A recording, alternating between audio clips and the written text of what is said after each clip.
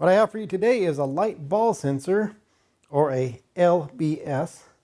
This is used in AMF and Qubica AMF free-falling pin setters from the 8270s all the way up to today's XLI edges. So today we'll be tearing this down, showing you the parts, hooking it up, and showing you exactly what makes it run and how it works. All right, I've broken this out into two separate components here. First part is the mainframe here. This part attaches to the machine. This part attaches to the drive shaft, and this constantly rocks back and forth like this. Continually moves.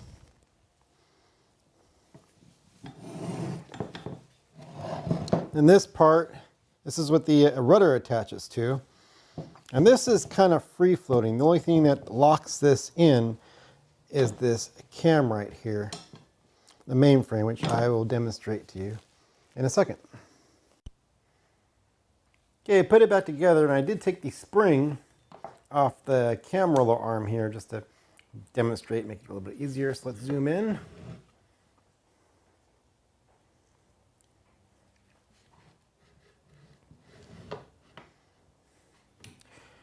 What happens, this thing would rock back and forth like so. And then once there's obstruction in the machine, like a ball or so, then this would come rolling down. If you notice, the rudder cam, which is this piece right here, just dropped down over the cam.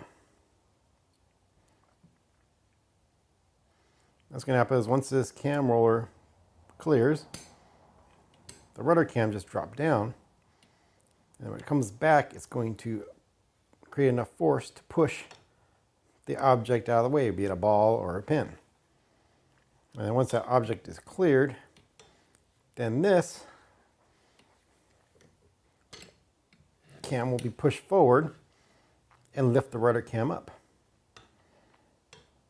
I'll just keep doing that. So again, when there's an obstruction, you watch this piece right here, it will push this down, which will push the rudder cam down over the cam roller. And it'll drop down. And then once the item is cleared, then this roller will push back up. So this is the cam here that controls the rudder cam. Give you a different view of what's going on.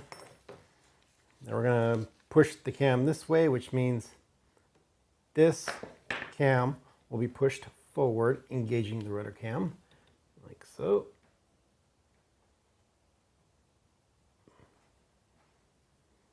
Okay, that's going to come back around, then engage the rudder cam, should clear it, and then this cam will be engaged with the arm. And it'll lift up the rudder cam and go back to its normal position. So one thing to keep in mind, once the rudder cam is engaged, it's very rare that the roller cam will actually go over the rudder cam. It takes an extreme amount of force, which we'll demonstrate later on, to actually do that. Now this demonstration does not cover any adjustments or anything, but the one thing you definitely don't want to do is get oil in here. If you get oil in here, it's really going to not jam it up, but this thing is not going to operate as it should, and you're going to get all kinds of ball calls. So let's get this thing mounted and get it running. So here I've made a mocked up assembly of the LBS,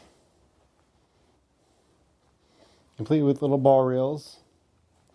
And we have it hooked up to a DC drive motor, so we'll be able to simulate it running at the proper speed.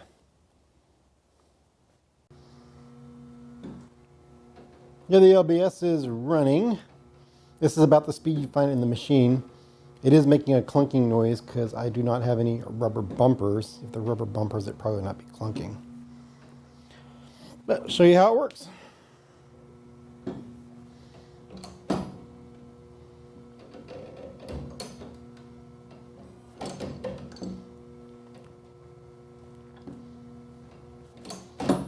So you can see the rotor cam drops as soon as there's a stop, and then that should push any stray pins or balls that get stuck in the machine out.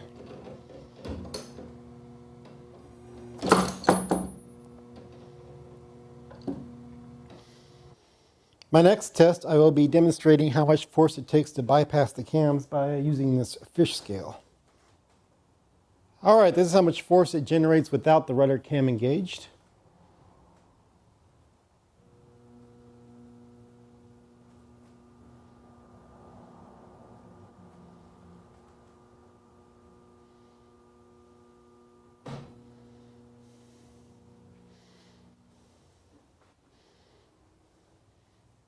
And this is with the rudder cam engaged.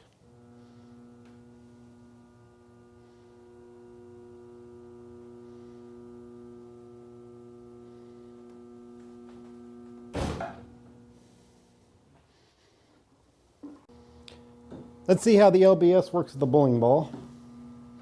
So you can see it gives it a pretty good chance to go up the ball return before it just kicks it out.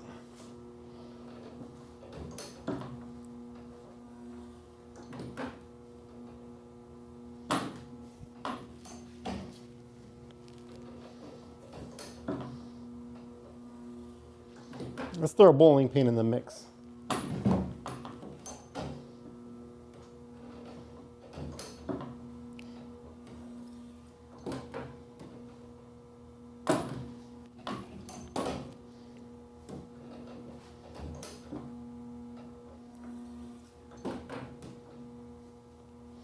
Let's try 2 bowling pins.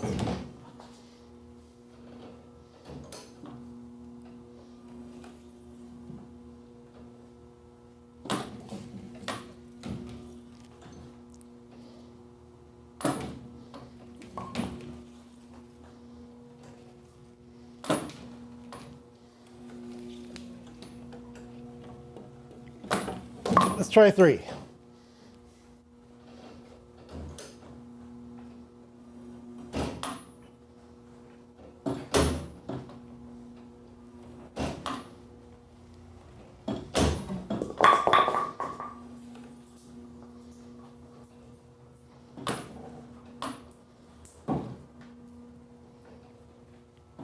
And he will do a couple different video angles as if it was running in the wild.